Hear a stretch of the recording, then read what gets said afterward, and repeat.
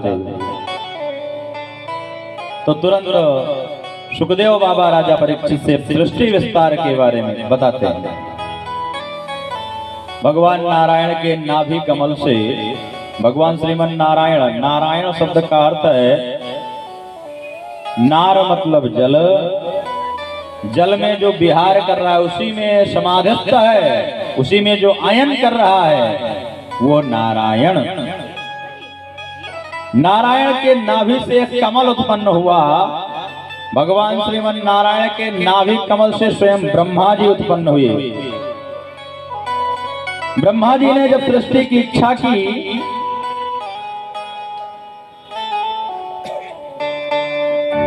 सृष्टि की इच्छा के लिए आत्मसात किया, तो ब्रह्मा जी ने सबसे पहले ये सोचा कि ये मैं कहां से उत्पन्न हुआ। पहले मैं तो जानूं कि मैं कहां से उत्पन्न हुआ। जिस कमल के ऊपर ब्रह्मा जी बैठे हैं उसी के चारों ओर देखने लग जाते हैं तो चार मुख ब्रह्मा जी के प्रकट हो जाते हैं। ब्रह्मा जी चतुर्मुख हैं, चार मुख हैं उनके। चारों ओर जल ही जल दिख रहा है, कुछ नहीं दिख रहा है, केवल पानी। ब्रह्मा जी ने सोचा कि इस कमल का तो कोई आधार होगा। कमल के ऊपर मैं बैठा हूं तो कमल का तो कोई आधार होगा। तो कमल की नाल में ही ब्रह्मा जी प्रवेश कर गए वापस। हजारों वर्षों तक उस नाल में भटकते रहे लेकिन उसका कोई आधार नहीं मिला। तो फिर आकर उसी कमल के ऊपर बैठ गए। आकाशवाणी हुई कि ब्रह्मा जी तुम्हें तप करना चाहिए। ब्रह्मा जी ने कहा भाई तप करना प्रारंभ करते हैं। ब्रह्मा जी ने लगाया ध्यान कि जो इस जगत की सृष्टि का रचयिता हो, जिसको हम खूब खोजना चाहते हैं, देखना चाहते हैं, मिलना चाहते हैं, वो मिल नहीं पा रहा है, वो हमारी सृष्टि में हमारी रक्षा करे, हमको बतावे कैसे सृष्टि का विस्तार करना है। हम करेंगे सृष्टि का विस्तार, कोई दिक्कत नहीं। ब्रह्मा जी सृष्टि का विस्तार जानने के लिए तपस्या कर रहे हैं। तपस्या में ब्रह्मा जी को परम गुह्य ज्ञान प्राप्त हुआ। उस परम गुह्य ज्ञान को प्राप्त करने के बाद ब्रह्मा जी ने अपनी मानसिक सृष्टि को प्रारंभ कर दिया। संकल्प लिया। संकल्प लेकर के जैसे ही जल को नीचे छोड़ा तो चार पुत्र ब्रह्मा जी ने सबसे पहले संकल्प सृष्टि में चार पुत्रों को जन्म दिया। ब्रह्मा जी ने सबसे पहले हुए सनक, दूसरे हुए सनंदन, तीसरे हुए सनातन और चौथे हुए संत कुमार। ब्रह्मा जी ने चार पुत्रों को जन्म दिया। हे पुत्रों, इस सृष्टि में तुम मेरी सहायता करो, हमारी मदद करो, हम सृष्टि को आगे बढ़ाना चाहते हैं। तो चारों ने हाथ जोड़कर ब्रह्मा जी को प्रणाम किया। महाराज, जन्म तो दे दिया है लेकिन हम इस झंझट में पड़ने वाले नहीं, हम चक्कर में नहीं पड़ने वाले हैं। तुम क्या करोगे? हम तो भगवान का भजन करेंगे। ब्रह्मा जी को बहुत क्रोध आया कि हमारे पुत्र अभी अभी पैदा ही हुए हैं और हमारा ही कहना नहीं मानने, क्या करेंगे आगे चल करके। तो ब्रह्मा जी की भ्रुकुटी का ही भेदन करके इतना क्रोध आया ब्रह्मा जी को कि उनकी भ्रुकुटी का ही भेदन करके एक बहुत भयंकर जीव निकल कर बाहर प्रकट हुआ। वो पैदा होते ही रुदन करने लगा। ब्रह्मा जी ने कहा कि भद्रम ते जीव तेरा कल्याण हो तो रो क्यों रहा है? हाथ जोड़कर वो जीव बोला कि महाराज हमारा क्या कार्य है? देखो तो रो रहा था बहुत, इसलिए तुम्हारा नाम आज से होगा रुद्र। प्रेम से बोलो शंकर भगवान की जय हो। देखो भाई, हम इस समय संकल्प सृष्टि की रचना कर रहे हैं, हमारे साथ सृष्टि में सहयोग करो। सृष्टि को आगे बढ़ाना है, हम लोग पृथ्वी पर कोई नहीं है, हमारे साथ आगे बढ़ो। ठीक है महाराज। तुरंत शंकर जी जुट गए सृष्टि का आरंभ करने में। डाकिनी, शाकिनी, पिशाचिनी, निशाचिनी, बिच्छू, सर्प सब बनाना जब प्रारंभ किया तो ब्रह्मा जी ने उनको रोका, अरे रुको रुको भैया, ऐसी सृष्टि हमको इतनी खतरनाक सृष्टि नहीं करवानी है। तो शंकर जी रुक गए, क्या करें हम, तुम एक जगह पर बैठकर तपस्या करो। तो भोले बाबा भजन करने लग गए। तो ब्रह्मा जी ने अब की बार संकल्प सृष्टि से 10 पुत्रों को जन्म दिया। ब्रह्मा जी ने मारीची, अत्रि, अंगिरा, पुलस्त्य, पुलह, ऋतु, भृगु, वशिष्ठ, दक्ष और अंतिम देवर्षि नारद को जन्म दिया। वामांग से एक कन्या, दक्षिणांग से एक पुरुष को जन्म दिया। कन्या का नाम शतरूपा और पुरुष का नाम मनु हुआ। मनु और शतरूपा अपनी जिह्वा वाणी से देवी सरस्वती जी को जन्म दिया। ये सब ब्रह्मा जी की संकल्प सृष्टि है। मनु और शतरूपा से ही इस सृष्टि का निर्माण प्रारंभ हुआ। मनु और शतरूपा के द्वारा ही मैथुन सृष्टि का प्रारंभ हुआ। इसीलिए हम आप मानव कहलाए। इस जगत में, ब्रह्मांड में जितने भी मानव हैं सब मनुपुत्र कहलाए। हमको जो संबोधित कर रहा है हमको मनुवादी कहता है। ये मनुवादी है भाई, इनसे बहस करने वाला नहीं है। तो वो अपना हिसाब लगाएं कि वो किसके पुत्र हैं। अगर हम मनुवादी हैं यानी मनु के पुत्र हैं, तो वो अपना हिसाब लगाएं कि वो किसके पुत्र हैं फिर। क्योंकि हमने क्या निवेदन किया कि इस सृष्टि में जो उत्पन्न हुआ सब मनुपुत्र कहलाए। तो इसका मतलब सब मनुवादी हुए। मनु और शतरूपा से ही इस मानव और मैथुन सृष्टि का प्रारंभ हुआ। मनु शतरूपा ने कहा महाराज सृष्टि तो हम प्रारंभ करना चाहते हैं, सृष्टि आपने आदेश दिया, आप हमारे पिताजी हैं, लेकिन हम सृष्टि प्रारंभ करें कैसे? हमारे रहने की कोई जगह तो अलॉट करिए आप। ब्रह्मा जी ने कहा कहां चली गई सब जगहें, पृथ्वी तो होगी। मनु शतरूपा ने कहा महाराज चारों ओर जलमग्न ही दिख रहा है, कहीं पृथ्वी हमको दिखाई नहीं पड़ रही है। ब्रह्मा जी ने ध्यान लगाना प्रारंभ किया कि पृथ्वी गई कहां? पृथ्वी तो होनी चाहिए थी, पृथ्वी कहां गई?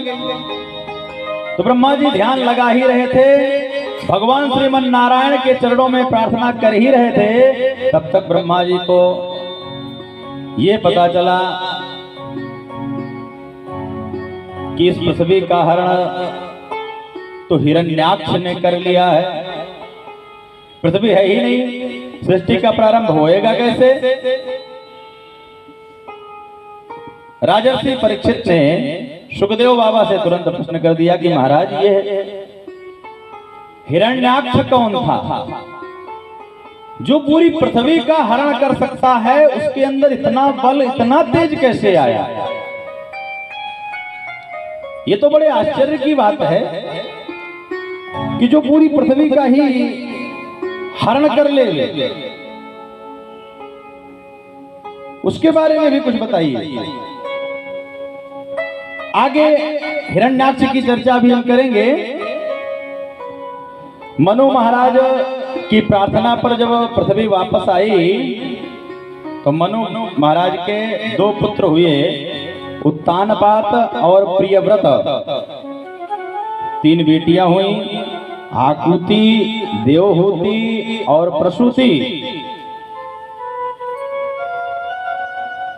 जब ब्रह्मा जी के चरणों में मनु दोबारा पहुंचे कि महाराज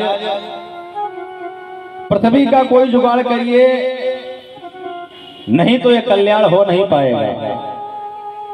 ब्रह्मा जी ने दोबारा ध्यान लगाया और ध्यान लगा ही रहे थे कि बहुत जोर से ब्रह्मा जी को एक छींक आई।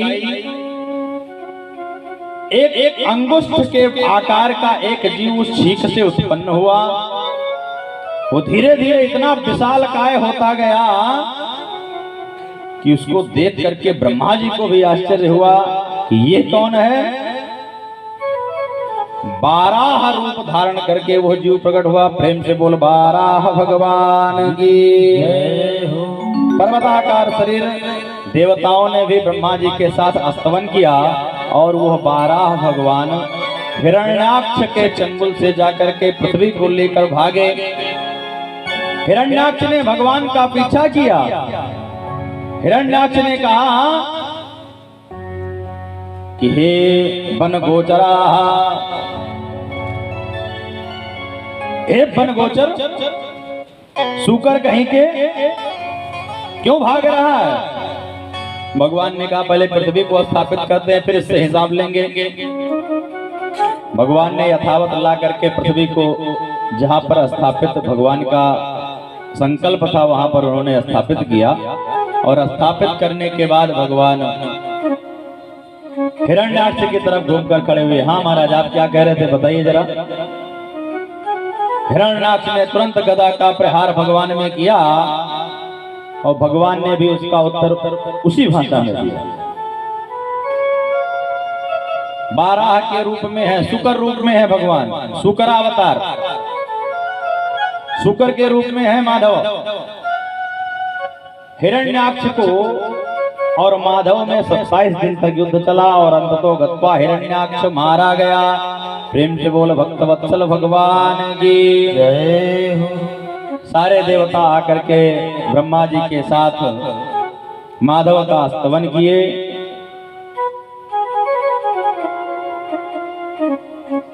आकुति, देवहूति और प्रसूति 3 पत्नियां भी थी। मनु और शत्रुपा ने सृष्टि का प्रारंभ कर दिया।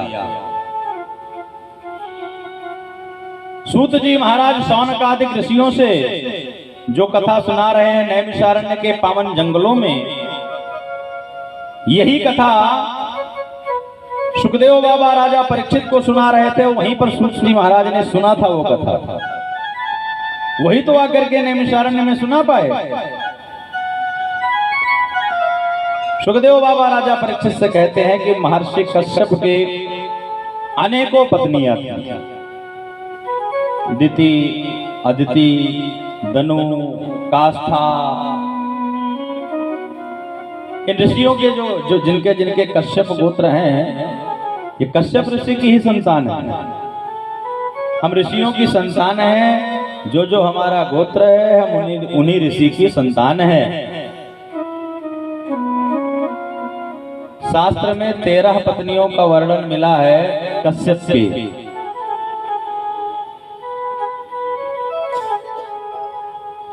दिति से देवता, अदिति से दानव, ये महर्षि कश्यप की पत्नियां। एक दिन अदिति ने सायंकालीन महर्षि कश्यप से रति की याचना कर दी, काम वासना। महर्षि कश्यप ने समझाया कि प्रिय, ऐसा घोर तमो वेला,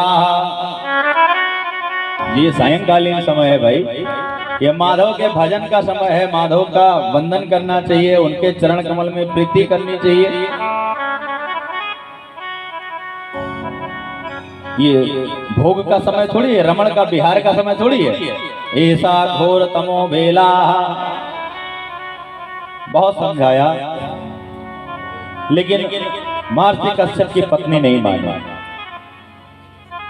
महर्षि कश्यप ने भगवान की इच्छा को मान करके उनका मनोरथ तो पूर्ण किया, लेकिन अंततः गत्वा बता दिया कि यह परम लाभ तुम्हें प्राप्त हुआ है। तुम गर्भवती होगी, 2 पुत्रों को जन्म दोगी, लेकिन यह दोनों पुत्र बहुत विशाल राक्षस होंगे। हिरण्याक्ष और हिरण्यकश्यपु के रूप में यह देश में प्रसिद्ध होंगे, पूरे ब्रह्मांड में जाने जाएंगे। अदिति का भी जब काम रोग शांत हुआ तो उसको बड़ा पश्चाताप हुआ कि ये मैंने क्या कर दिया। इस सायंकालीन बेला में जो माताएं गर्भ उनको ठहरता है, उनको दुष्ट संतति ही पैदा होती है। गर्भाधान के भी महाराज हमारे शास्त्र में मुहूर्त हैं। किस मुहूर्त में गर्भ धारण करने से ही भक्त सनातनी वैष्णव पुत्र पैदा होगा। किस मुहूर्त में गर्भ धारण हो गया तो दुष्ट संतति होगी। इसके मुहूर्त है पंचांग में बकायदे।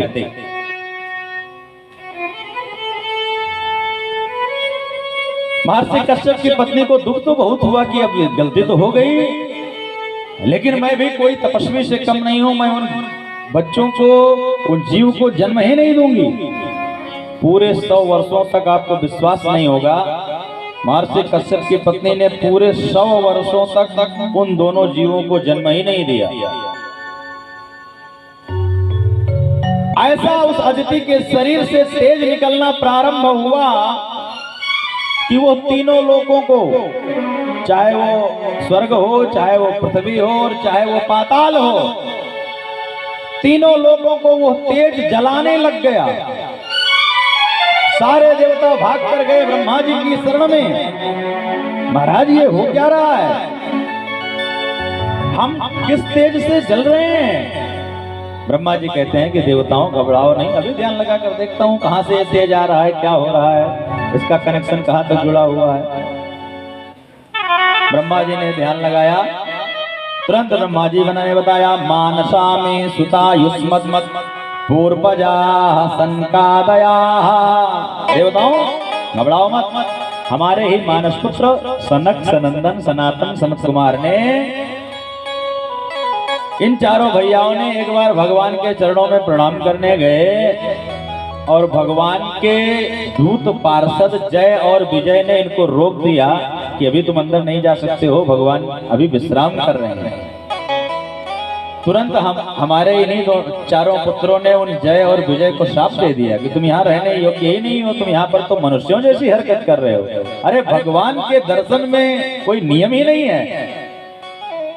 तुरंत साफ दे दिया, सो पृथ्वी से गिर गए, पृथ्वी पर गिर गए। और आज वही जो जय और विजय थे वो राक्षस बन करके महर्षि कश्यप के यहाँ उत्पन्न होने की ताक में हैं। 100 वर्ष से कश्यप पत्नी ने उनको गर्भ में ठहरा रखा है, बाहर आने ही नहीं दे रही है। जाकर के ब्रह्मा जी ने समझाया कि देवी आपके गर्भ के तेज से पूरा त्रैलोक्य भस्म होने को तैयार है, आप कब तक अपने गर्भ को ठहरा कर रखेंगे, इसको जन्म दीजिए, जो होगा देखा जाएगा। जब ब्रह्मा जी ने आदेश दिया तो कश्यप पत्नी ने उन दोनों पुत्रों को जन्म दिया। हे तौ पार्षदो मह्याम जयो विजय एवचा। वही जय और विजय जो भगवान के पार्षद से, वो आज महर्षि कश्यप के घर जन्म लेने को एकदम उद्यत है, तैयार है। महर्षि कश्यप पत्नी ने जैसे ही जन्म दिया, दोनों पुत्रों को 100 वर्षों के बाद दिति ने जन्म दिया।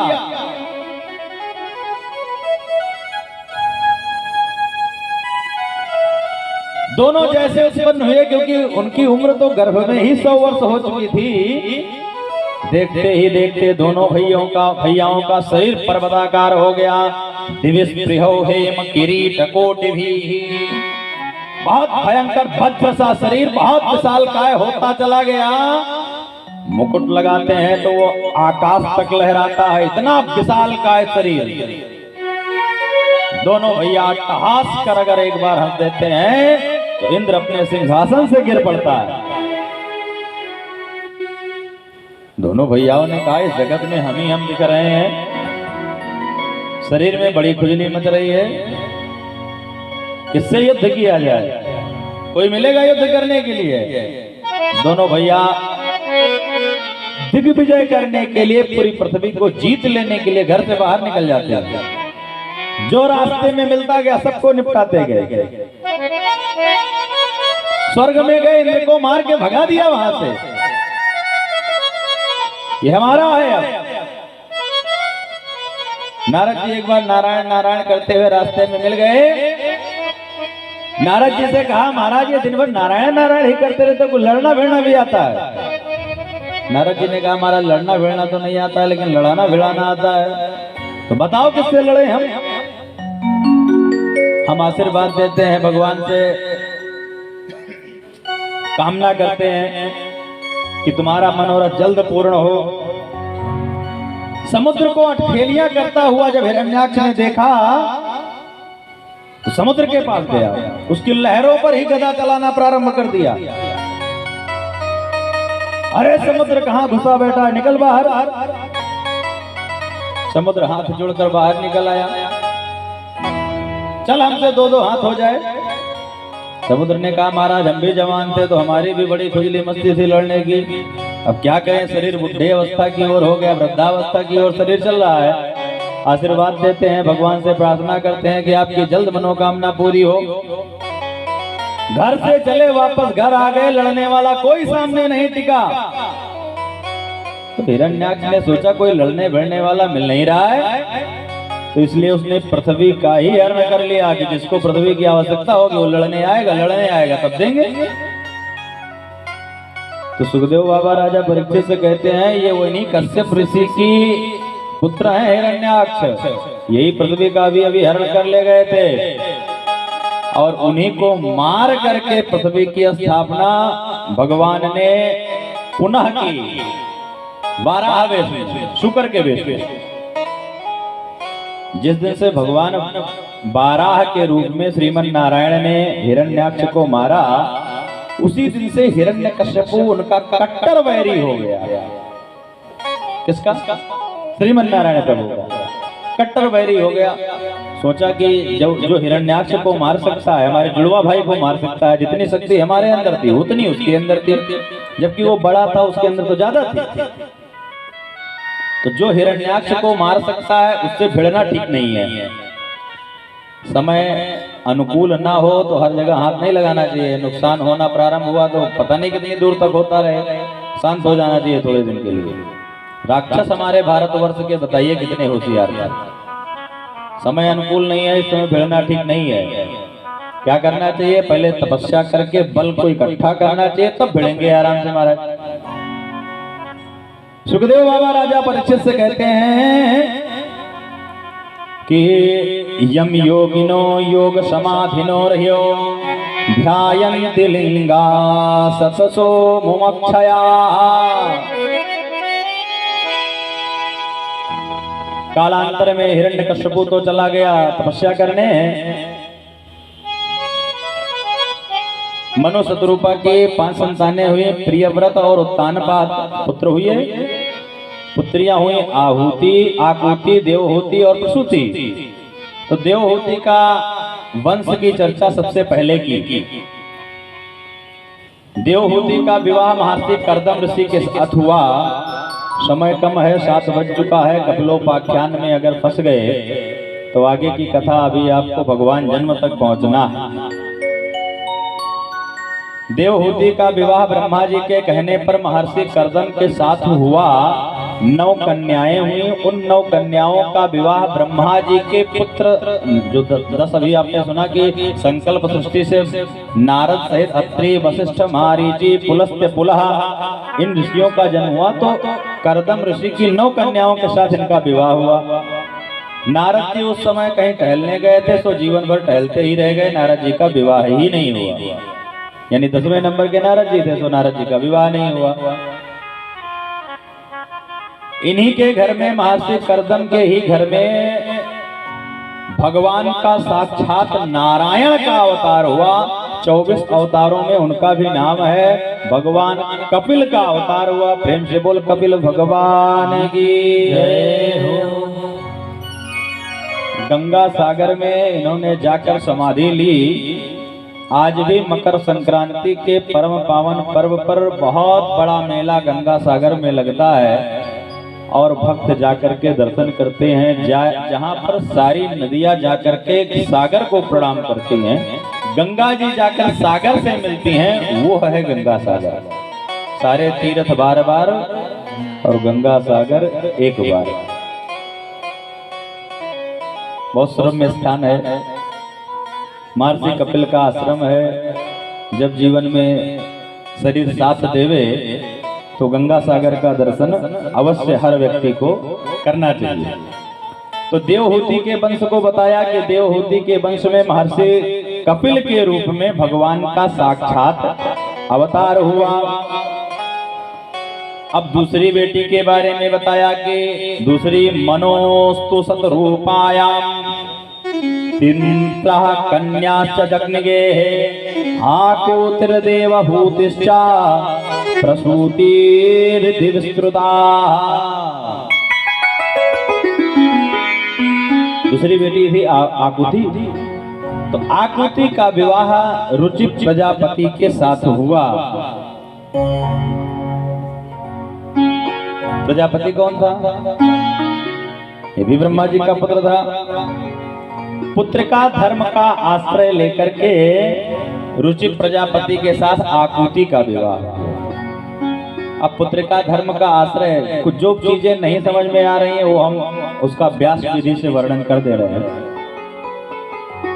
जिन माताओं को केवल कन्या हो, पुत्र ना हो, तो प्रथम कन्या का विवाह करते समय ये शर्त होती है कि इससे जो पहला बच्चा पैदा होगा उस पर अधिकार हमारा होगा, और ये सामने वाला मान भी ले इसी को पुत्र का धर्म आश्रय विवाह कहते हैं। तो मनु शतरूपा ने पुत्र का धर्म का आश्रय यहाँ पर लिया है रुचि प्रजापति के साथ कि हमारी पुत्री से पहला बच्चा जो पैदा होगा उस पर अधिकार हमारा होगा। रुचि प्रजापति से ये बात कही तो वो मान गए। पहले ही भगवान यज्ञ नारायण के रूप में प्रकट हुए। प्रेम से बोली यज्ञ नारायण भगवान की जय। प्रश्न हुआ था, सूत जी ने शौनकादिक ऋषियों से प्रश्न किया। जो बराबर कथा सुन रहा है उसको पूरी बात समझ में आ रही होगी कि सूत जी ने शौनकादिक ऋषियों से दूसरे दिन प्रश्न किया था कि महाराज हम केवल 6 प्रश्न कर रहे हैं और उन 6 प्रश्नों का मुझे उत्तर चाहिए। भगवान के कितने अवतार हुए, तो ये सब अवतारों की चर्चा हो रही है। भगवान का अवतार यज्ञ नारायण के रूप में भी हुआ है। तो यज्ञ नारायण साक्षात पधारे कहां पर? रुचि प्रजापति के यहाँ। और यज्ञ नारायण का विवाह दक्षिणा नाम की कन्या से हुई। इसीलिए बिना दक्षिणा दिए यज्ञ पूर्ण नहीं होती है। अब ये सब बातें कितनी गूढ़ हैं शास्त्रों में। हम नाच गा के अपना जीवन बिता देते हैं भागवत के नाम पर। हमने एक दिन और निवेदन किया, आज फिर ही बोल देते हैं क्या है कि भागवत के नाम पर जाने क्या क्या परोसा जा रहा है आपको। भागवत के नाम पर भागवत तो आपको छूने को नहीं मिल रही है महाराज। भागवत में लिखा क्या, उसका तात्पर्य अर्थ क्या, आपको मनोरंजन कराया खूब जा रहा है। बढ़िया झांकी दिखाई जाएगी, बढ़िया डांस करिए आप भी और हम भी, दोनों लोग साथ साथ। जो मूल तत्व है उससे लोगों का भटकाव हो गया। वैसे ही कथावाचक, वैसे ही आयोजक, किसी की हम बुराई नहीं कर रहे हैं, भगवान हमको माफ करें। इस व्यासपीठ से किसी के प्रति कोई द्वेष भावना नहीं है, लेकिन हाँ ये जरूर कह रहे हैं कि आपकी तो बुद्धि, आपकी तो आंखें खुली होनी चाहिए। आप क्या कर रहे हो? डांस ही करना है तो एक जगह आयोजन करिए, केवल डांस ही करिए। फिर उस दिन फिर उसमें कथा को मत जोड़िए, क्योंकि कथा का भी एक अपनी मर्यादा है, एक अपना सम्मान है। और उस सम्मान के साथ अगर आप खिलवाड़ करेंगे तो उत्तराखंड के रुद्रप्रयाग में क्या हुआ, शायद 2014 या 15 की बात है। प्रकृति ने कितनी अच्छी तरीके से सबक सिखाया मनुष्यों को, वो हमने सबने देखा। हमारी आंखें साक्षात गवाह है उस प्रलय की। तो अगर आप खिलवाड़ करेंगे तो आपके साथ भी ऐसा हो सकता है। प्रेम से बोलो राधे राधे। बिल्कुल इतना दूर तक ना जाओ कि फिर लौट ही ना पाओ, वापस भी आना है फिर कथा में। इतना दूर तक ना सोच लो कि हमने भी बड़ा डांस किया है, अब आगे क्या होगा जाने क्या होगा, ऐसा सोचने की जरूरत नहीं है। तो यज्ञ नारायण का विवाह दक्षिणा नाम की कन्या से हुआ, इसलिए बिना दक्षिणा के यज्ञ अपूर्ण माना जाता है। सुखदेव बाबा राजा परीक्षित से कहते हैं कि हे परीक्षित, देवहूति माँ की जो 9 बेटियां हुई थी वो हमने आपको सुना ही दिया कि उनका विवाह ब्रह्मा जी के ही 9 पुत्रों के साथ हो गया। महर्षि अत्रि ने एक बार तप किया, जो ब्रह्मा जी के ही पुत्र हैं, ध्यान दीजिएगा। अत्रि प्रथम पुत्र थे ब्रह्मा जी के। महर्षि अत्रि ने एक बार तप किया और तप में वो किसी का उन्होंने नाम नहीं लिया, न ब्रह्मा का, न विष्णु का, न महेश का। फलस्वरूप तीनों प्रकट भय।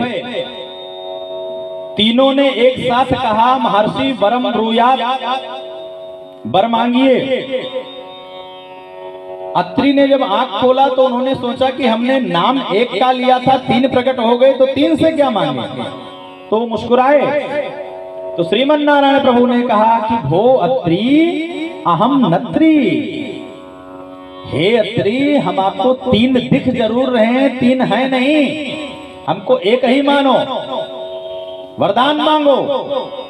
तो अत्रि ने कहा महाराज हम पुत्र की इच्छा से आपका स्मरण कर रहे थे। फलस्वरूप तीनों ने तथास्तु कह दिया, और तीनों ने जब तथास्तु कहा तो वस्तुतः भगवान ब्रह्मा जी के अंश से चंद्रमा का प्राकाट्य अत्रि के घर में हुआ। भगवान शंकर के कृपा से दुर्वासा मुनि का प्राकाट्य हुआ। भगवान नारायण की कृपा से दत्तात्रेय मुनि का प्राकाट्य अत्रि के घर हुआ। तो अत्रि गोत्र वाले तो आपको मिल जाएंगे क्योंकि ब्रह्मा जी के पुत्र हैं, लेकिन आजकल महाराज मार्केट में दत्तात्रेय गोत्र वाले भी मिलते हैं। तो अत्रि गोत्र वाले तो ओरिजिनल है और दत्तात्रेय वाले गड़बड़ कर रहे हैं। बाकी आप समझदार हैं, आप जान ही रहे हैं दत्तात्रेय गोत्र किसका है। सुखदेव बाबा राजा परीक्षित से कहते हैं सोमो भूत ब्राह्मणों सेना दत्तो विष्णु तु योगविदा दुर्वासा शंकरा योश्चा निर्बोधा अंगिरिश प्रजा।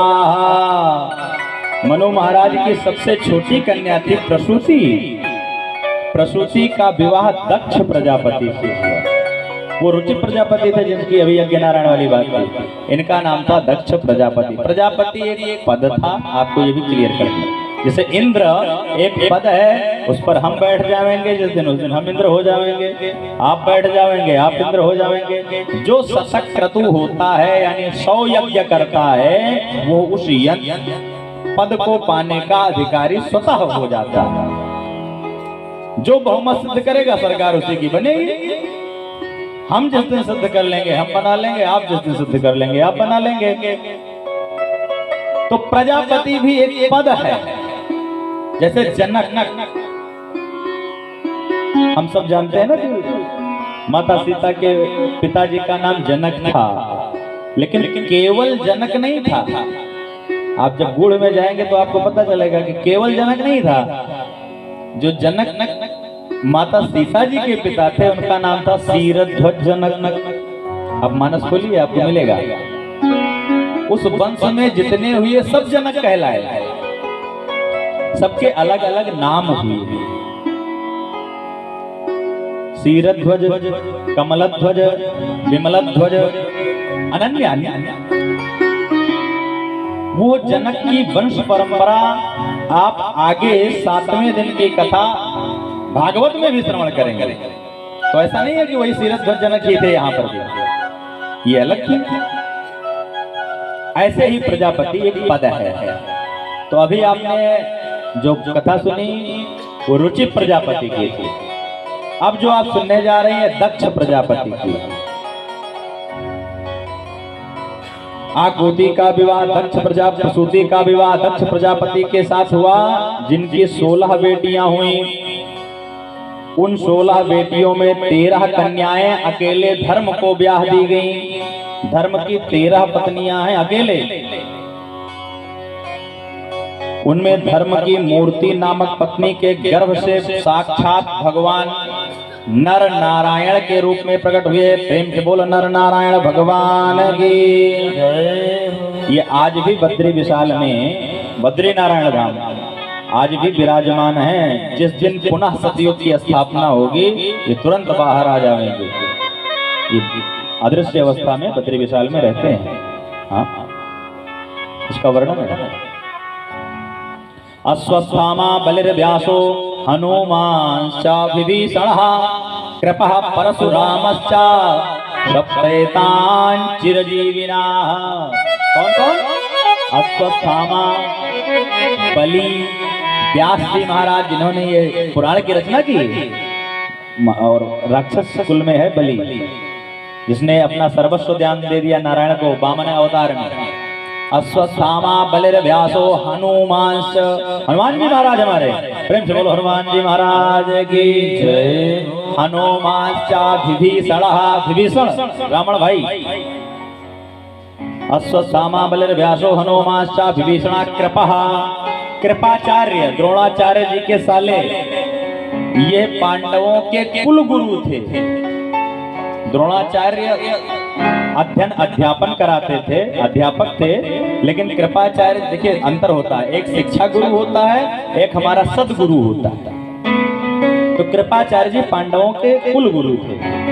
कृपा परशुरामश्चा, परशुराम जी भगवान, ये आज भी पृथ्वी पर जीवित हैं और जीवित अवस्था में भगवत भक्तों का कल्याण करते हैं। तो नर नारायण के रूप में बद्री विशाल में श्रीमन नारायण प्रभु ही विराजमान हैं। स्वाहा नाम की एक बेटी हुई जो अग्निदेव को ब्याही गई, तो इसीलिए अग्नि में हवन करते समय पंडित जी कहते हैं ना, स्वाहा बोलिए प्रेम से, स्वाहा। और भक्त बहुत स्वाहा कहने में संकोच करते हैं, स्वाहा नहीं बोलना चाहते हैं। और जो ज्यादा स्वाहा चिल्लाकर बोलता है उसके यहाँ अग्नि देवता बहुत तेज बढ़िया प्रज्वलित होते हैं। कारण यह है कि पत्नी देव का नाम लेने पर तो अच्छे अच्छे लोग हैं, तो अग्निदेव पत्नी का नाम लेते ही बहुत प्रसन्न हो जाते हैं। तो हम जब स्वाहाकार करते हैं अग्नि में, बहुत जैसे तेज से स्वाहा बोला तो अग्निदेव फपक कर जलते हैं, फिर अब ऐसे खूब धुआं फैलाते हैं और फिर आग की गंदगी को अग्नि देवता साफ करते हैं।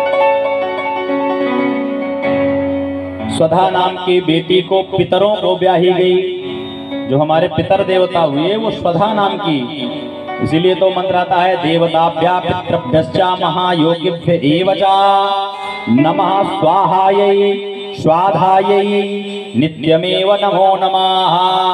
ये मंत्र है, पितृ गायत्री मंत्र है, उसमें स्वाहा का भी उच्चारण किया गया है और उसमें स्वधा का भी उच्चारण किया गया है। जिन भक्तों की कुंडली में किसी भी प्रकार से कोई भी समस्या, पितृ दोष आजकल 99% कुंडलियों में है, कारण यही है कि व्यक्ति भटक रहा है, सफलता नहीं मिल रही है। किसी अच्छे डॉक्टर से मिलकर उसकी दवा करा, मतलब अच्छे ज्योतिषी से मिलकर, डॉक्टर ही हुआ ना ज्योतिषी, वो आपके जीवन को ऑपरेट कर रहा है, वो आपके जीवन का डॉक्टर है, उससे मिलकर उसको जाने कि आपके कुंडली में क्या प्रॉब्लम है, क्या दिक्कत है, कहाँ समस्या हो रही है। और ये पितृ गायत्री मंत्र है, ये मंत्र तो रखने योग्य है हमेशा, और इसका निरंतर जाप करना चाहिए, क्योंकि अगर आपके पितर प्रसन्न हैं तो आपका जीवन सुगमता से चलता रहेगा। लोभी पर सब रुष्ट होवे देव पितर भगवान। अगर आपके अंदर लोभ तनिक भी है तो आपसे सभी रुष्ट रहते हैं, चाहे वो देवता हो, चाहे वो पितर हो, चाहे वो भगवान हो, सभी रुष्ट रहते हैं। पितरों को ब्याही गई और एक जो कन्या हुई उनकी सती, वो भगवान शंकर को ब्याह दी गई। सती का कोई वंश नहीं चला। एक बार दक्ष प्रजापति से का सम्मान हो रहा था, सम्मान सभा में 3 लोग नहीं खड़े हुए, बाकी तो सारे देवता ऋषि दानव सब खड़े हुए, केवल 3 लोग नहीं खड़े हुए, ब्रह्मा विष्णु और महेश।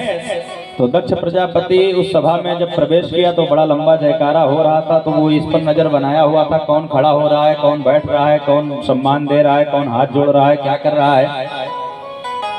ब्रह्मा जी को देखा कि ये नहीं खड़े हुए तो चलो ठीक है, ये हमारे पिताजी हैं, नहीं खड़े हुए होंगे, कोई बात नहीं। विष्णु जी को देखा ये नहीं खड़े हुए, चलो ये बाबा श्री हैं, चलो इनको भी छोड़ दिया जाएगा। लेकिन जब शंकर जी को बैठे देखा तो दक्ष प्रजापति का क्रोध पारावार बढ़ता ही गया। ये क्यों नहीं खड़ा हुआ है, तो मेरा दामाद लगेगा, दामाद तो पुत्र के समान होता है, ये क्यों नहीं खड़ा हुआ। तुरंत सभा मंच को संभालते ही प्रजापति ने हजारों गालियां शंकर जी को दे दी।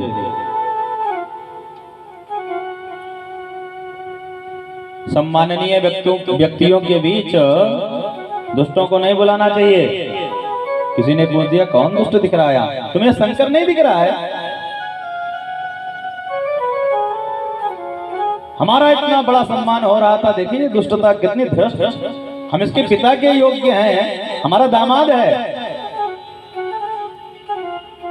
किसी ने प्रश्न कर दिया महाराज आपका दामाद है तो आपने अपनी कन्या इसको दी है, तो ये दुष्ट है तो कैसे आपने अपनी कन्या दे दी? प्रजापति दक्ष कहता है कि ये तो मैं अपने पिता ब्रह्मा जी के बहकावे में आ गया, नहीं तो कहाँ ये मरकट लोचन शंकर भूत प्रेताधिवासा, ये भूत प्रेतों के साथ रह रहा है, और कहाँ वो हमारी मृग लोचनी कन्या सती, इसको हम अपनी कन्या देते हैं।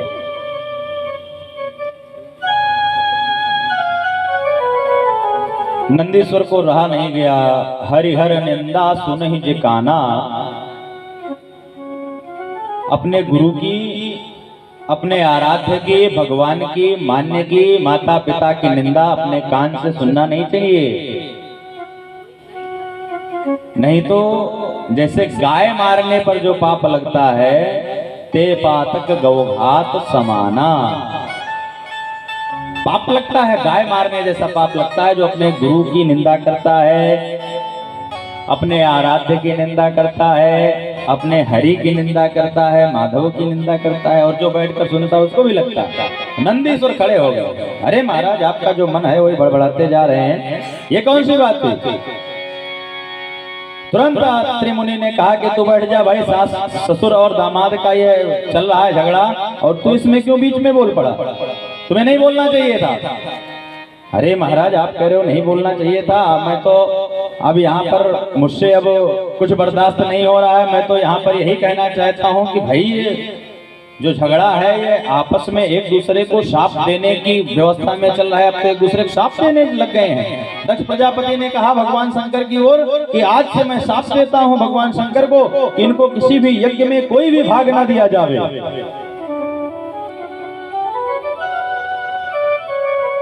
नंदीश्वर ने कहा तुम्हारे जैसे चाटुकार ब्राह्मण मैं साफ देता हूं कि वो भिखमंगे हो जाए।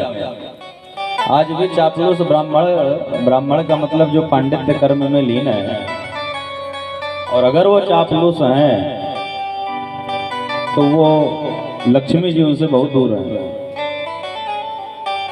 सचिव वैद गुरु तीन जो प्रिय बोलई भय आस। अगर आपका गुरु आपके डर के मारे आपकी हाँ में हाँ मिलाने लग जावे, महाराज आप जो कह रहे हो यही सही है, तो राज धर्म त्यंतन तीनहु होहि बेगहि नाश। तो आपका राज्य भी चला जाएगा, धन भी चला जाएगा और धर्म भी चला जाएगा। तो इनको स्वच्छंद विचरण करने दो। ये आपके शरीर को जो लाभदायक होगा, आपका डॉक्टर ऐसा आपको सलाह देगा। आपके धर्म पर जो कुठाराघात हो रहा है षड्यंत्रों के द्वारा, जो मूक होकर नहीं, जो स्वच्छंद बोलने की क्षमता रखता होगा वो धर्म संस्थापना कर पाएगा। जो आपकी हाँ में हाँ मिलाने लग जावे कि हाँ महाराज आप सही कह रहे हो, कि गा मतलब गणेश पढ़ाने में सांप्रदायिकता फैल जाएगी, गधा सही है महाराज,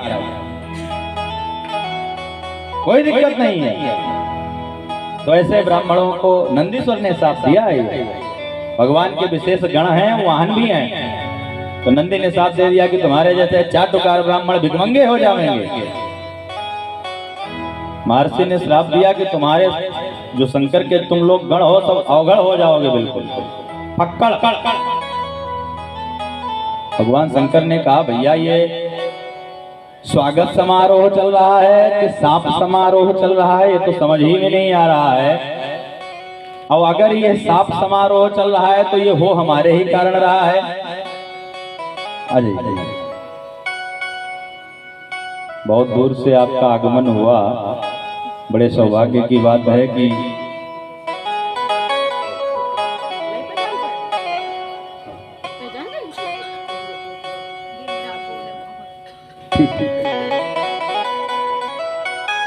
भगवत भक्त जहां चाहे वहां चले जाएं, हम चल जाए।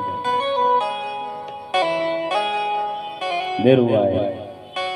प्रेम से बोलो भक्त वत्सल भगवान की जय। कुछ लोग तो बाद में बताते हैं आकर के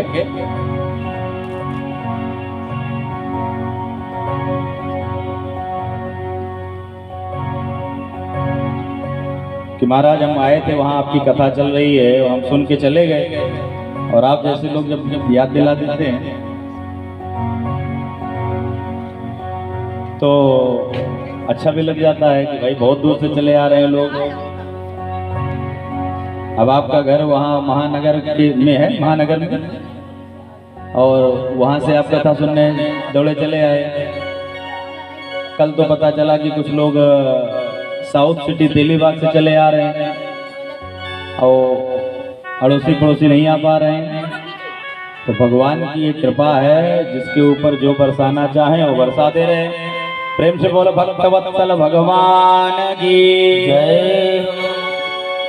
नारायण की महती कृपा ही है जो झरझर भगवत भक्ति बह रही हो और हम आप उसको समेटने का प्रयास कर रहे हैं। भगवान शंकर ने कहा कि भैया ये स्वागत समारोह चल रहा है, कि साफ समारोह चल रहा है, और हमारे कारण ही अगर ये बखेड़ा खड़ा हुआ है तो हम ही उठकर यहाँ से चल दें, समस्या ही समाधान हो जाए। आशुतोष तुम औढ़र दानी, उन्होंने सारी समस्या का समाधान कर दिया, सारे अपने गणों को समेटा। देखो भाई सब लोग चुप रहो, झगड़ा करने से कोई मतलब नहीं है, चलो यहाँ से। तो चले आए। लेकिन भगवान शंकर से भी कोई गृहस्थी जीवन जीने का मार्ग सीखे कि भगवान शंकर घर तो चले आए, लेकिन आने के बाद पत्नी से कहा कुछ नहीं, उन्होंने सती जी से कुछ बताया नहीं। आज की डेट के पति हो महाराज, और अगर ससुराल में तनिक एक कटोरी कम पड़ जावे थाली में, तो आते ही वो उनकी प्रतिक्रिया पत्नी ही जाने कैसे वो क्या करेगी है। और भगवान शंकर का गृहस्थ जीवन देखे, इसीलिए तो माताएं भगवान शंकर को पूछती हैं विवाह से पहले कि महाराज आप ही जैसा पति मुझे भी मिल जावे, जीवन कल्याण हो जावे भोले बाबा हमारा है। भगवान ने आकर कोई प्रतिक्रिया नहीं व्यक्त की। एक बार भगवान को बहुत सूक्ष्म, एक बहुत बड़ी कथा है और भागवत में वर्णन भी है, मैं आपको गुमराह नहीं करूंगा, भागवत में वर्णन है। समयाभाव के कारण हम आपको विस्तार नहीं कर पा रहे हैं। कम से कम कथा 8 घंटे चले तब तो एक एक प्रसंगों पर बढ़िया चर्चा हो पावे। कथा है 3 घंटे 4 घंटे की, तो कुछ प्रसंग तो सॉल्व करने पड़ेंगे। अच्छा, खास बात यह है, पहली कथा लखनऊ में आप ऐसे सुन रहे होंगे जहां पर कथा ही सुन रहे हैं खाली, चुटकुल्ला हम खुद नहीं सीखे तो हम आपको क्या बताएं। भगवत कृपा रही, हमने गुरु जी से यही सीखा, तो हम आपको सिखा रहे हैं। हमने चुटकुल्ला, कई लोगों ने कहा महाराज थोड़ा सा हंसी मजाक चुटकुल्ला, हमने कहा ना सुनो भैया, और कुछ नहीं हो सकता, बदलाव नहीं हो सकता कथा में। दवा प्योर है, यही परोसी जाएगी, पी पाओ पियो, ना पी पाओ ढक्कन बंद करो रख दो, कोई जबरदस्ती नहीं। जो प्योरिटी है वही दी जाएगी। उतने में भी हमारा समय कम पड़ जाता है, तमाम कथाएं शॉर्ट करनी पड़ रही हैं, और उसमें हम चुटकुल्ला और घुसेड़ दे में तो अर्थ का अनर्थ कर रहे हैं। मंच पर बैठकर चुटकुल्ला सुनाना है तो कभी सम्मेलन कराओ, कब चुटकुल्ले सुनो। कथा का नाम क्यों बदनाम कर रहे हैं, चुटकुल्ला सुना सुना। कल आपने कथा में सुना ना, वैष्णव विप्रो विरक्तो वेद ज्ञान्या विशुद्ध कृत, विरक्त भी हो ब्राह्मण भी हो, व्याख्यान करने में नाना पुराण निगमागम अनेक पुराणों का ज्ञाता भी हो, ऐसे लोगों से कथा सुनने में कथा का स्वरूप समझ में आता है कि कथा को करना क्या क्या, कथा को आत्मसात करना है। कथा भी अगर मनोरंजन दृष्टिकोण से होवे तो उस कथा का तो स्वरूप ही विभंग हो जाता है।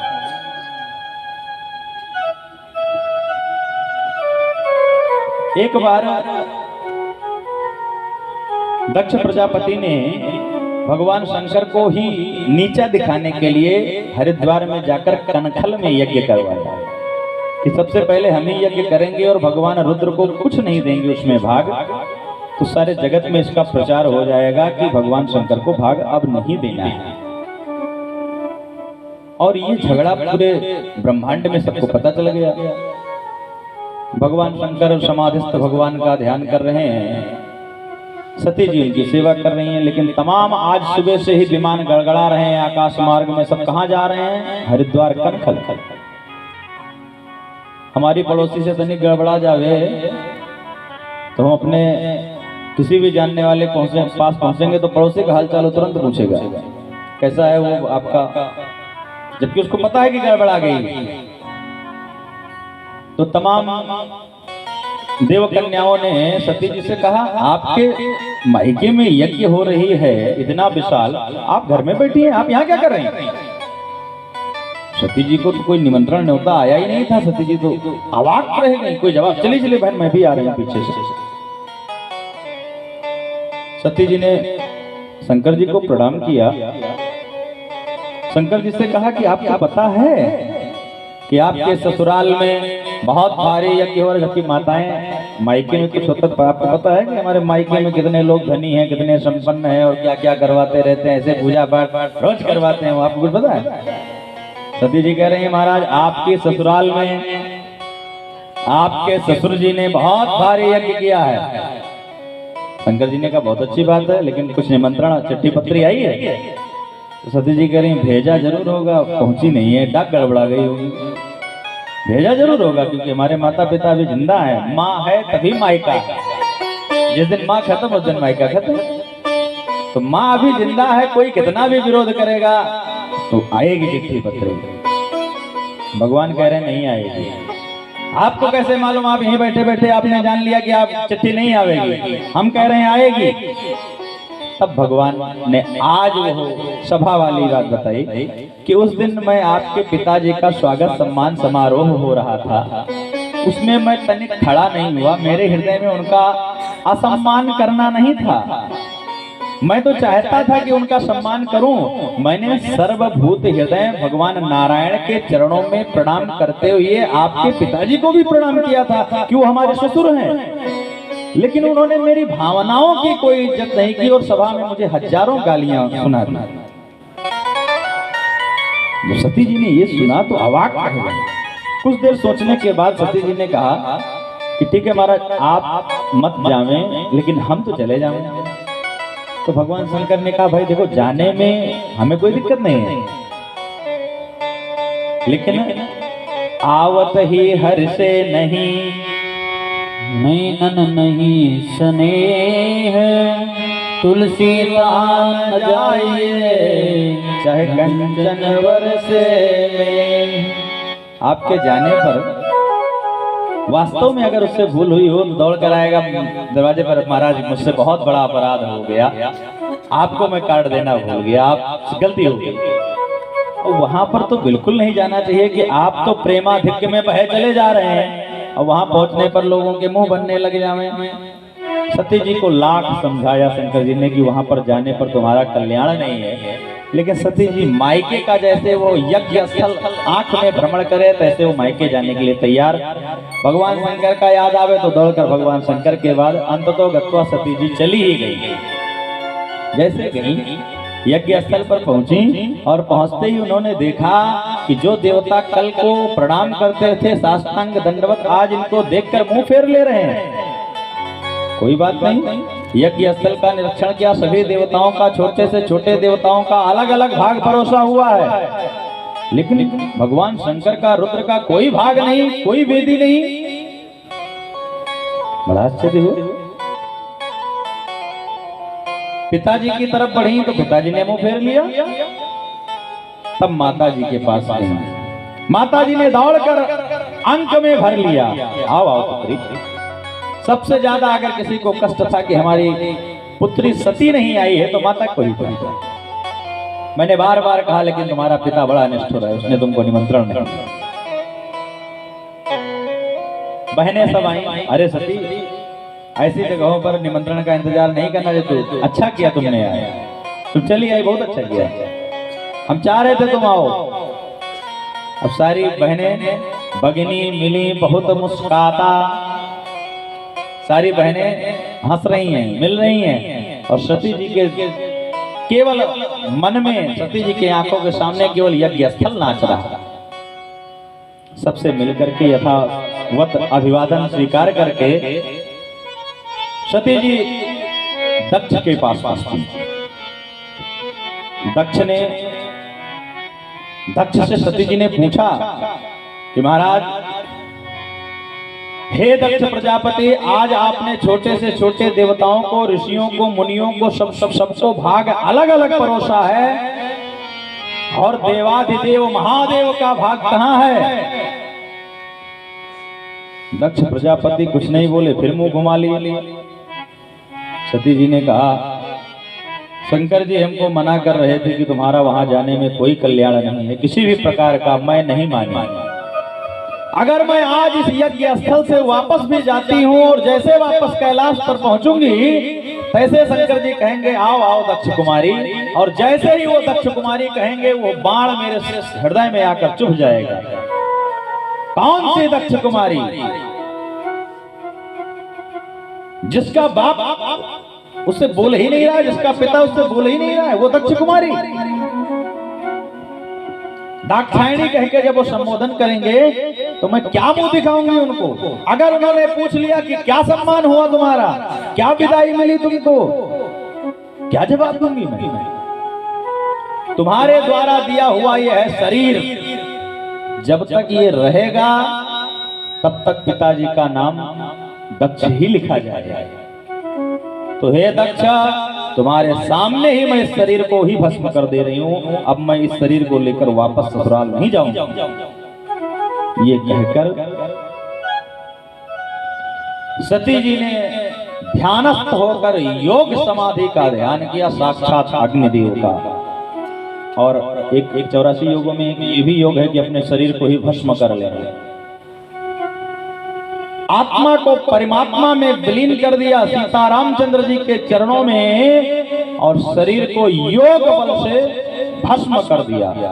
सुखदेव बाबा राजा परीक्षित से कहते हैं, शंकर जी कैलाश पर थे, सती जी ने शरीर को वहां भस्म कर दिया, इसलिए सती जी का कोई वंश आगे नहीं चल पाया। 16 पत्नियों की ही तो चर्चा सुन रहे थे आप। सती का कोई वंश कैसे नहीं चला? तो सुखदेव बाबा ने परीक्षित को बता दिया, इसलिए सती का वंश नहीं चला।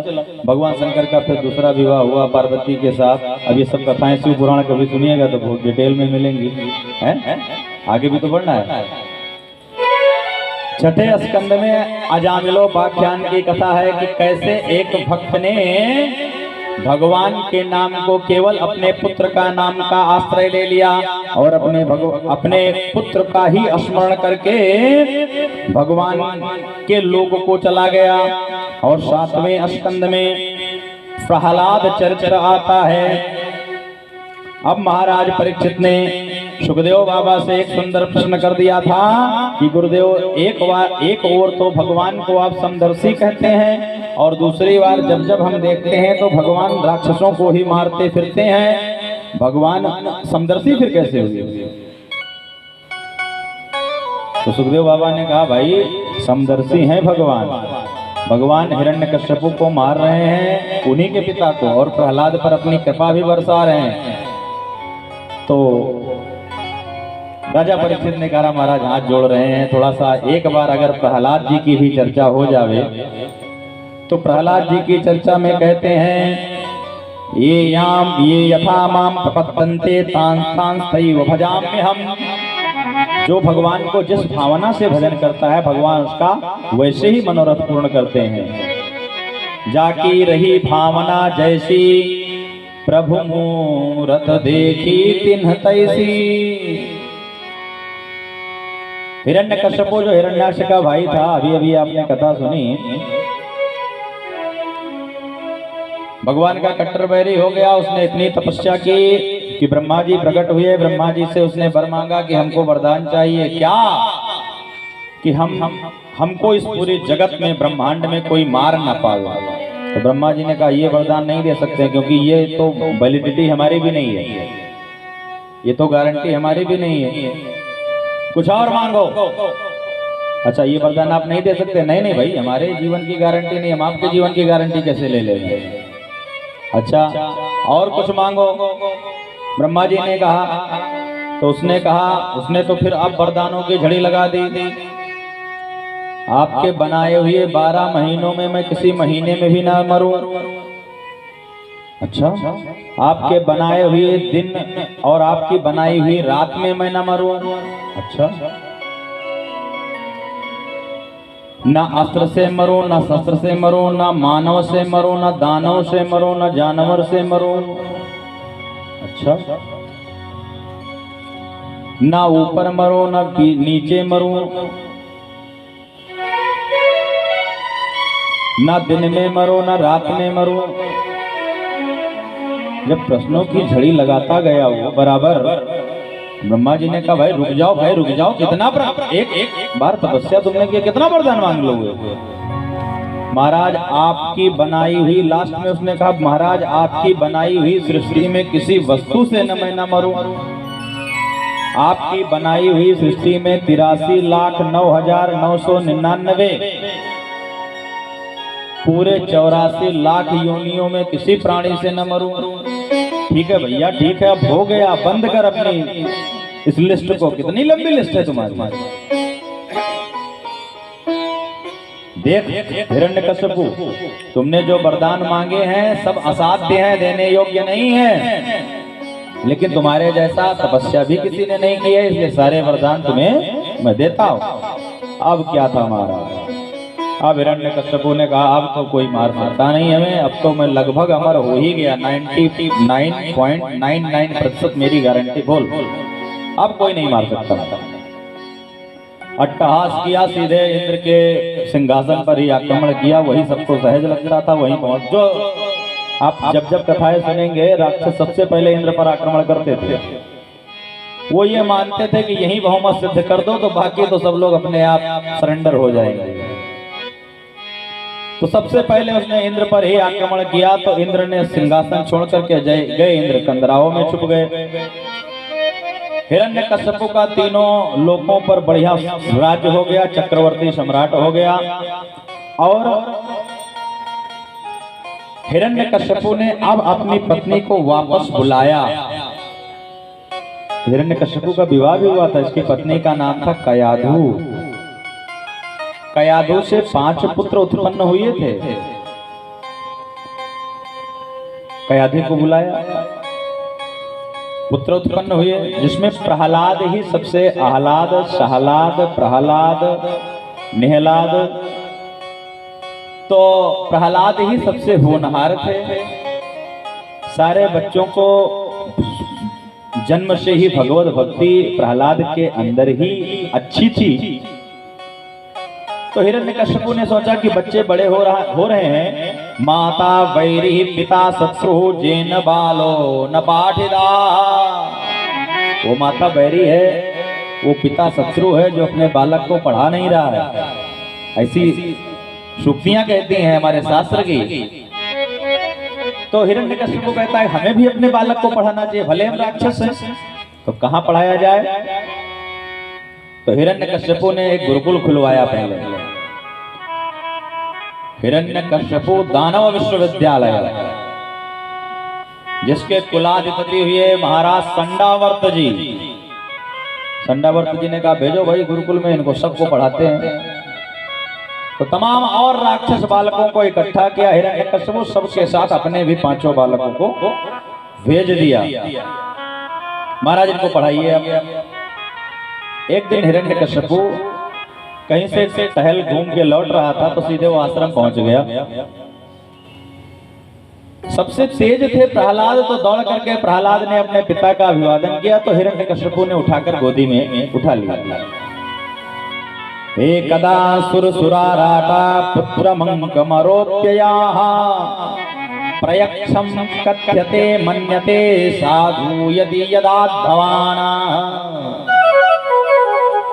प्रहलाद को अंक में लिया और अंक में लेते ही बोला कि भैया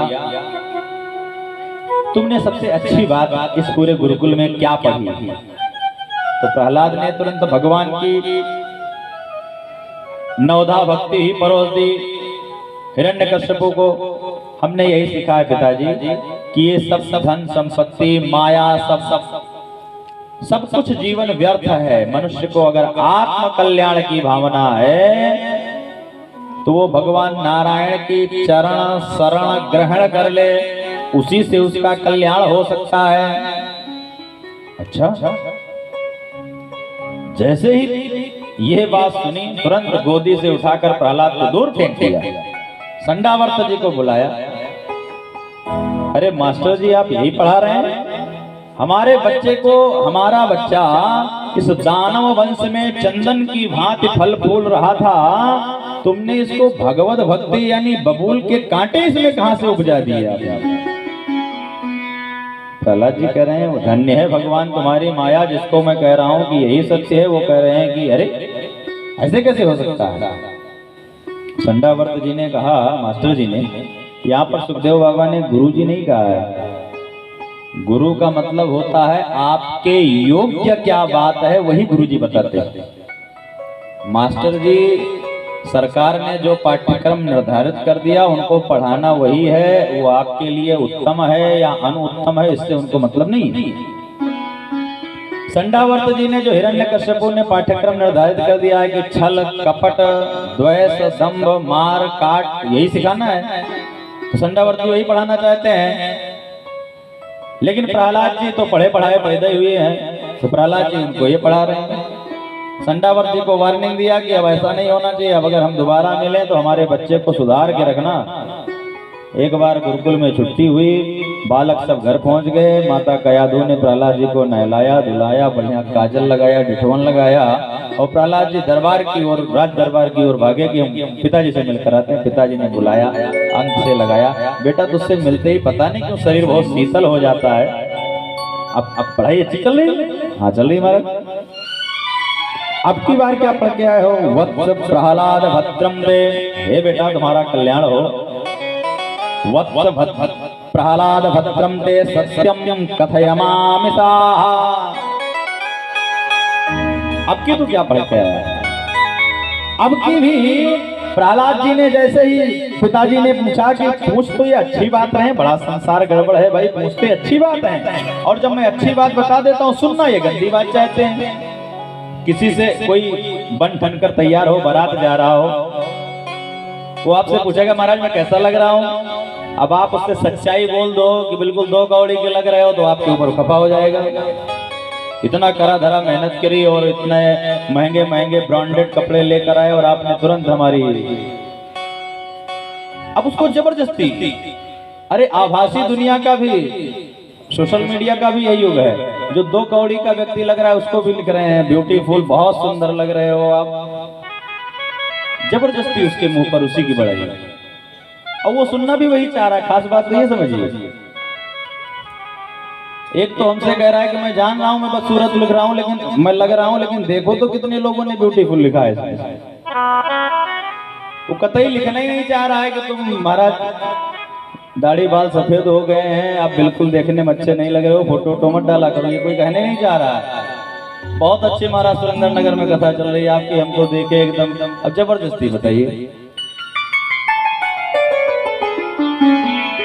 तो हिरण्यकश्यप पूछता तो अच्छी बात है, लेकिन सुनना चाहता है सबसे गंदी बात। लेकिन प्रहलाद जी ने कहा कि ये गलती करनी है, सुनना अच्छी बात चाहता तो अच्छी ही बात सुनाऊंगा मैं। क्या सीखे भाई? मैंने तो ये सीखा है कि सारी माया को त्याग करके अगर हरि की शरण ग्रहण कर लिया जाए तो जीवन इतनी सुगमता से, इस जो मृत्यु लोक की माया में हम फंसे हैं, संसार सागर में, संसार सागर से अनायास पार कर जाएंगे। अब की बार तो प्रहलाद को तुरंत उठाकर सिंहासन से नीचे पटका। संडावर्त जी नहीं सुधार पाएंगे, हाथी से कुचलवाया, पर्वतों से ढकेलवाया, भोजन पर प्रतिबंध लगाया, विष पान कराया, अनेक प्रकार से मारने का प्रयास जब जब प्रहलाद को करता है हिरण्यकश्यपु, प्रहलाद तब तक बच जाता है। हिरण्यकश्यपु की बहन आ गई होलिका देवी, उसने कहा महाराज इतना मारने का क्या प्रयत्न कर रहे हो, मेरा नाम है होलिका देवी, मैं अग्नि में जलने वाले हूँ नहीं, मैं प्रहलाद को गोदी में लेकर अग्नि में बैठ जाती हूँ, चारों ओर से लकड़ी इकट्ठा करके आग लगा दो, ये जलकर भस्म हो जाएगा, बाहर मैं चली जाऊंगी। हाँ ये सही रहेगा। हिरण्यकश्यपु ने वैसा ही किया। भगवत भजन करते हुए प्रहलाद जी तो वापस बचकर चले आवे, होलिका देवी भी का भी उसी में कल्याण हो गया। प्रेम से बोल भक्त वत्सल भगवान की। किसी भी प्रकार से नहीं मरा। तो हिरण्यकशिपु ये सोचने लगा कि ये तो जैसे सर्प का फन अगर ना कुचल देवे, तो अगर वो कदाचित जिंदा हो गया तब तो वो अपना बदला 12 साल तक लेगा महाराज। अब ये हमारा पुत्र है, हमने इसको इतना मारने का प्रयत्न किया, अगर यह जिंदा बच जा रहा है तो जिस दिन यह जवान होगा, यौवनावस्था को प्राप्त होगा, ये तो मेरा बहुत गड़बड़ करेगा ये। महाराज कंस ने अपने ही पिता उग्रसेन को बंदी बना लिया और स्वयं राजा, स्वघोषित राजा कंस हो गए। स्वघोषित थे, उनको किसी ने राजा बनाया नहीं था। तो हिरण्यकशिपु डरने लगा अपने ही पुत्र से कि ये जब बड़ा होगा तो मेरी बड़ी दुर्गति करेगा, फिर क्या करना चाहिए। संडावर्त जी ने कहा महाराज एक बार हमको और मौका दे दीजिए, हम इसको सुधारेंगे। संडावर्त जी लेकर गए, हाथ पैर बांध करके गुरुकुल में डाल दिया कि मैं तुझे जो पढ़ाता हूँ वो तो पढ़कर सुना भी देता है, लेकिन आत्मसात नहीं करता। ये तो जो ये पढ़ा पढ़ाया पैदा हुआ, कहाँ से आया तो तुझे ये ज्ञान? कुछ नहीं बोल रहे हैं। पहला संडावर्त जी चले गए बाजार, कहीं घूमने चले गए। अब वो बंधे प्रहलाद जी पड़े थे। प्रहलाद जी ने अपने मित्रों को बुलाया, दोस्तों को बुलाया, मित्रों इधर आओ, हम तुम्हें बहुत बढ़िया खेल खिलाते हैं। क्या? लुका छिपी जानते हो तुम? अरे ये बहुत पुराना खेल है भाई। नहीं नहीं, हम इसको दूसरी विधि से बताते हैं। क्या? ब्रह्मांड में जब मनुष्य छिप जाता है ब्रह्मा जी के पेट में, ब्रह्मा जी उसके कर्मों के अनुसार, प्रारब्धों के अनुसार निकाल करके शरीर प्रदान करते हैं। देखो तुम आज से रामचंद्र हो, है तुम भवानी शंकर हो, अलग अलग नाम से बता देते हैं। आज से तुम इनके पुत्र हो, ये तुम्हारे माँ बाप है। भगवान सबको गुण कर्म के अनुसार शरीर दे देते हैं। तुम मानव हो, तुम गाय बन जाओ, तुम बछड़ा बन जाओ, तुम सांप बन जाओ, तुम भिक्षु बन, अलग अलग शरीर दे देते हैं। भगवान सबको पहचान लेते हैं। भगवान कहते हैं इस जगत में मैं छिप जाता हूँ, अब तुम ढूंढो। तो मनुष्य नहीं ढूंढ पाता है। मनुष्य कहता है तो भगवान हर जगह है, लेकिन मनुष्य नहीं ढूंढ पाता है। बालकों ने कहा कि ये आज तक तो हम खेल खेलते थे लेकिन समझ नहीं पाते। अच्छा ये बताओ प्रहलाद, तुम पढ़ते हमारे साथ हो, सोते हमारे साथ हो, खाते हमारे साथ हो, ये ज्ञान कहाँ से प्राप्त करते हो? गुरुजी जो कह रहे थे कि तू पढ़ा पढ़ाया ही पैदा हुआ है, तो क्या ये बात सच है? प्रहलाद ने कहा हाँ ये बात सच है। हिरण्याक्ष का वध करने के बाद भगवान, जब हिरण्याक्ष का वध करके भगवान चले गए तो इंद्र आया। कयाधु उस समय हमारी माँ, प्रहलाद कह रहे हैं कयाधु मेरी माँ उस समय गर्भवती थी, मैं गर्भ में था। इंद्र बुरी तरीके से घसीटता हुआ मेरी माँ को ले जा रहा था। सो रास्ते में नारद मिल गए। नारद ने इंद्र को बहुत फटकारा, बहुत डांटा। तुम गर्भवती स्त्री के ऊपर हाथ उठा रहे हो, तुम्हें लज्जा नहीं आ रही है? इंद्र वहीं त्याग कर चला गया। कयाधु ने नारद जी के चरणों में बैठकर प्रणाम किया, रोया, चिल्लाया, बिलखा कि महाराज आप आज मर जाने दिए होते, इंद्र से आपने बचा लिया, अब मैं ये गर्भ ढोकर जीवन भर कहाँ भटकती फिरूंगी। पति जाने कहाँ चले गए, एक मारे गए। हिरण्यकशिपु तपस्या करने चला गया था। तो नारद जी अपने आश्रम ले आए कयाधु को। दिन भर तो नारद जी इधर उधर भटकते थे, सायंकालीन आकर के कयाधु को उपदेश देते थे कि तुम गर्भवती हो, तुम्हारे अंदर जो जीव पल रहा है उसके अंदर संस्कार उत्पन्न हो, इस उद्देश्य से उपदेश देते थे। आज उनका दिया हुआ उपदेश सब अक्षरशः मेरे साथ है। मेरा अब प्रहलाद जी के मित्र कह रहे हैं अच्छा अब एकदम क्लियर हो गया, तू पढ़ा पढ़ाया पैदा ही हुआ है। हाँ महाराज पढ़ा पढ़ाया पैदा हुआ। क्या करना चाहिए हम लोगों को, हमको भी बताओ भाई कुछ ज्ञान। मित्रों ने कहा, प्रहलाद ने कहा कि भाई हम ये जान रहे हैं कि भगवान की चरण कमलों के अलावा अगर कोई जीव इधर उधर भटक रहा है तो उसका कल्याण किसी भी काल में नहीं हो सकता है। जिंदगी जब तक रहेगी फुर्सत न होगी काम से, कुछ समय ऐसा निकालो प्रेम कर लो राम से। जैसे ही ये बात प्रहलाद जी ने अपने मित्रों से कहा, कि वो आपने देखा कि हमारे ऊपर हमारे पिताजी ने क्या क्या नहीं करवाया, पिष्पान कराया तब भी हम जिंदा हैं, हाथी से कुचलवाया तब भी हम जिंदा हैं, अग्नि में जलाया तब भी मैं जिंदा हूँ, पहाड़ों से फेंकवाया तब भी मैं जिंदा हूँ, कितना हमारे को मारने को प्रयास किया। तो मित्रों ने कहा कि भाई हम अगर भक्ति करें तो कैसा होगा। तो प्रहलाद जी कहते हैं ना केवलम में भवतश्च, केवल मैं ही नहीं, अगर तुम भी मेरे साथ भगवान की भक्ति करोगे तो तुम्हारा भी कल्याण होगा। तब क्या था महाराज, भगवान का कीर्तन भक्ति करें कैसे।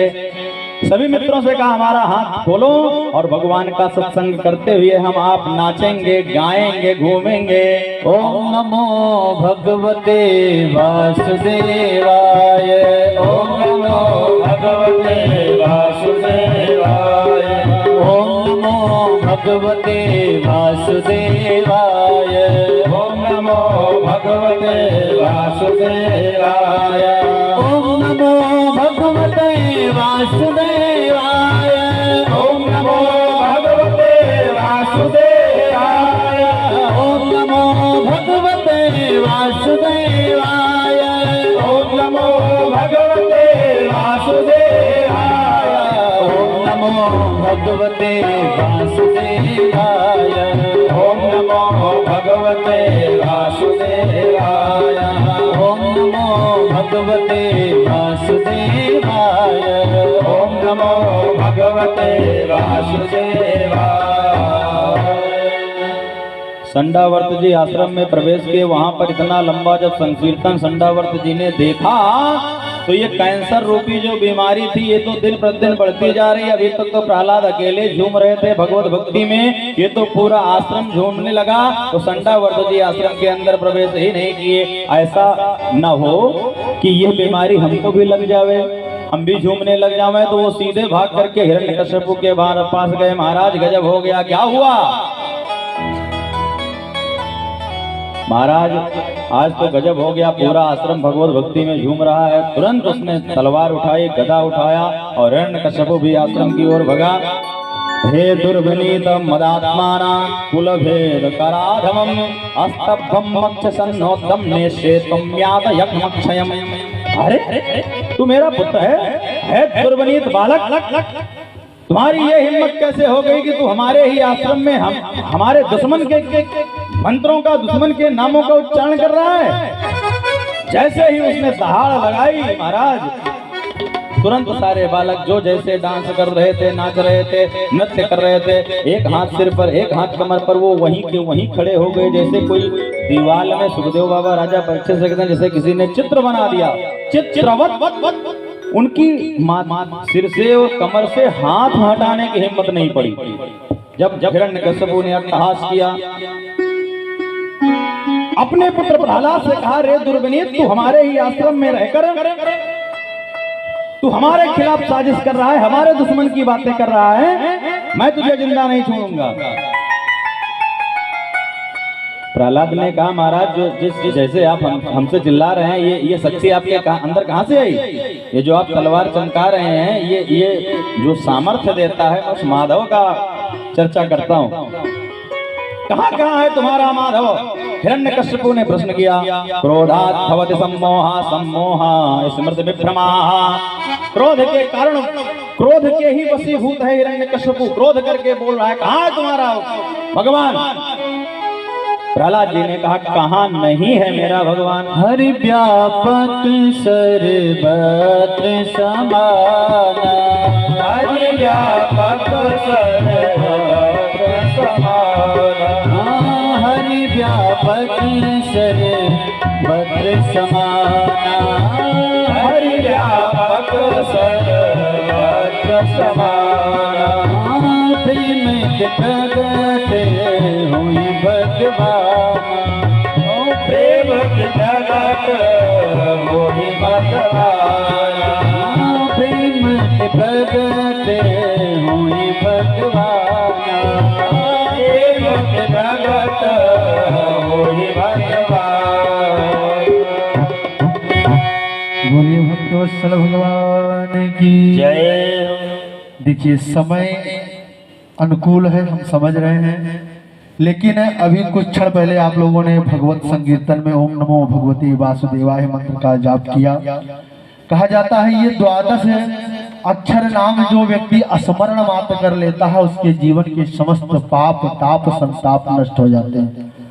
तो केवल इतना कहने के लिए लिया हूं मैं कि अगर घर में कोई विशेष समस्या या कोई विशेष प्रयोजन ना हो तो कुछ क्षण ऐसा निकालो कि प्रभु का नाम ले लिया जाए।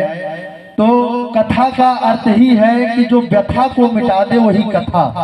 अगर यहाँ बैठकर भी आपका मन और चित्त कहीं और लगा है तो इसके मतलब आप अभी कथा में डूब नहीं पाए। तो भगवान जन्म आज सुनिश्चित है, थोड़ा सा समय का साथ दीजिए आप लोग और भगवान जन्म करा के प्रसाद लेकर ही अपने घर को जाएं। बस यही निवेदन और प्रार्थना है कि भगवान जन्म तक आप लोग रहिए। और ये जीवन की जितनी व्यथाएं हैं, ये जीवन की जितनी झंझट है, ये रोज लगी रहेंगी। वहां जाने बाद फिर वो हमारा और आपका वार्तालाप होता रहेगा, लेकिन भगवान की ऐसी मधुर कथा सुनकर ही जाएं। जय श्री राधे, जय जय श्री राम। प्रेम से बोलो भक्तवत्सल भगवान की जय हो। श्रीमद्भागवत महापुराण की जय हो। क्रोधादि भवति सम्मोहा सम्मोहा स्मृतिमिभ्रमः स्मृतिविभ्रंश बुद्धिनाशस्तो बुद्धिनाशात् प्रणश्यति। क्रोध के वशीभूत है हिरण्यकश्यपु। जैसे ही अपने पुत्र से प्रश्न किया कि क्या इस खंभे में भी है तुम्हारा माधव, तो तुरंत प्रहलाद ने कह दिया ईसा वास्यमिदं सर्वम। हमारा ईश्वर जो है वो सब जगह वास करता है, कण कण में घट घट में वास करता है। तो तुरंत उसने गदा उठाई हिरण्यकश्यपु ने और जो खंभे लगे थे आश्रम में उसमें से एक खंभे में दे मारा गदा। तो गड़ गड़ गड़ानो खंभ जातो जानो निकसो नर नाहर को रूप अति भयानक है। गगड़ गड़ गड़ावे दस दसन जीभ लप लपावे चितवत सरोज मानो अंक जात ध्यानो है। प्रेम से बोल नृसिंह भगवान की जय हो। वो खंभा ही विदीर्ण करके नारायण से अब नहीं रहा गया, वो बहुत भयंकर विशाल काय भयानक शरीर धारण करके नरसिंह के रूप में प्रकट हो गए। कमर से नीचे तो उनका शरीर मानव का है, लेकिन कमर से ऊपर का शरीर उनका सिंह यानी शेर जैसा है। नाखून लपलपा रहे हैं, चमक रहे हैं, मानो पूरी सृष्टि को ही विध्वंस कर देंगे। ऐसी उनकी भयानक तेज आभा उनके शरीर में, उनके चेहरे पर दिख रही है। जैसे ही हिरण्यकश्यपु ने वो आवाज सुनी, वो चीख सुनी, वो चेहरा देखा तो मूर्छित सा हो गया। लेकिन तुरंत उसने अपने आप को सावधान किया, अरे हम क्यों घबराएं भाई, हम तो अमरता का वरदान प्राप्त कर चुके हैं, हमें कोई मारने वाला नहीं है। भगवान ने युद्ध प्रारंभ किया। जैसे ही भगवान युद्ध प्रारंभ करना चाह ही रहे थे, तब से कह रहा है महाराज हमसे युद्ध करने से कोई फायदा नहीं, हम मरने वाले नहीं हैं। क्यों? मैं ब्रह्मा जी के बनाए हुए 12 महीनों में से न मरूं, ऐसा वरदान है मुझे। भगवान ने कहा 13वां महीना तुम्हारे लिए ही बनाया है, पुरुषोत्तम मास है, जिसको हम मल मास के रूप में जानते हैं। भगवान ने कहा इस समय वही चल रहा है, ये 13वां महीना तुम्हारे लिए ही निर्माण किया है हमने, इस समय वो चल रहा है। महाराज मैं दिन में मरूं न रात में मरूं। भगवान ने कहा ना इस समय दिन है ना इस समय रात है, सायंकालीन की गदा बेलिया है, न दिन है न रात है। भगवान से उसने कहा ना मैं ऊपर मरूं न नीचे मरूं। भगवान ने उसको पकड़ा जकड़ा और अपने ही जंघों पर बैठा लिया कि तुम ना इस समय ना तो जमीन में है ना तो आसमान में अंतरिक्ष में है, ना मैं घर के अंदर मरूं ना बाहर मरूं। भगवान लेकर चौखट पर बैठ गए, इस समय ना तू अंदर है ना तू बाहर है, मैं ब्रह्मा जी की बनाई हुई सृष्टि में किसी से ना मरूं। तो भगवान ने कहा कि ब्रह्मा जी को मैंने बनाया है, बुला के पूछ लो ब्रह्मा जी हमको क्या बनाएंगे। अच्छा तो ना मैं अस्त्र से मरूं ना मैं शस्त्र से मरूं। भगवान ने कहा ये 10 नाखून तुम्हारे भर के काफी हैं। भगवान ने ब्रह्मा जी के सभी वरदानों की रक्षा करते हुए तुरंत वो नाखून हिरण्यकश्यपु के पेट में घाप दिए और फाड़ दिया पेट और निकाल के उसकी आंत अपने गले में नृसिंह भगवान ने धारण कर ली। प्रेम से बोलो भक्तवत्सल भगवान की जय। सुखदेव बाबा राजा परीक्षित से कह रहे हैं वहां पर भगवान ने अपने कौतुक से, अपने बल से, अपने बुद्धिमत्ता से हिरण्यकश्यपु का वध किया, लेकिन भगवान का क्रोध शांत नहीं हुआ। उनकी जीभें ऐसी लपलपा रही हैं कि मानो पूरी सृष्टि को का ही ये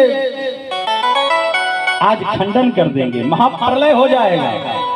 ब्रह्मा जी ने कहा भाई इनको चलकर शांत करना चाहिए, क्रोध इनका शांत करना चाहिए, नहीं तो जाने क्या हो जावे। ब्रह्मा जी दौड़ करके आए, तुरंत जैसे ही घूम करके देखा नृसिंह भगवान ने ब्रह्मा जी की ओर, तो ब्रह्मा जी का हंस तो इधर उधर फड़फड़ाता घूमने लगा, भाग गया। अरे